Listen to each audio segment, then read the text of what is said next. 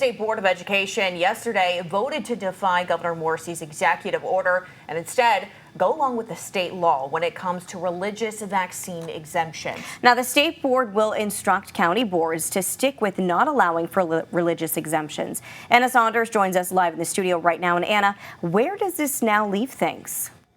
Well, in a somewhat confusing place, as the governor says the State Department of Health will continue allowing and granting these religious exemptions, but county school boards are being instructed to not accept them.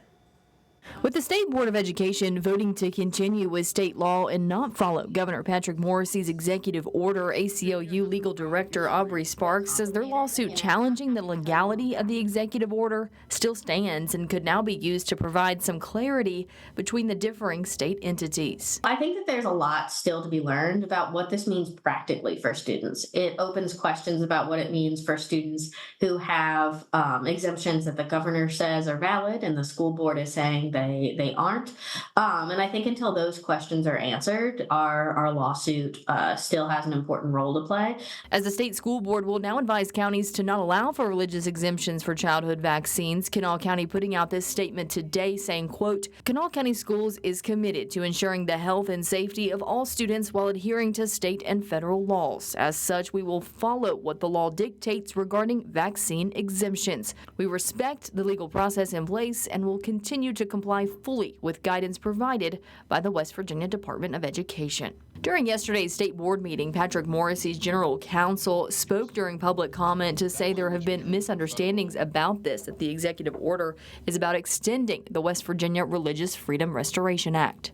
He is not directing or ordering the State Board of Education or any county boards of education to do anything. That's why the executive order only directs the actions of the health officials that are under his purview.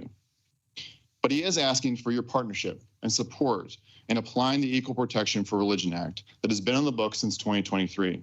Morrisey called the state board's decision a trampling on religious liberties of children, saying it showed the dangers of having an unelected state school board. It's the position from the ACLU that the state board got it right, both with the vaccine matter and, on the same hand, preventing executive branch overreach. And the idea that when the executive branch doesn't like what the legislature has done, they can't just rule by decree. They can't ignore it. They can't make their own laws.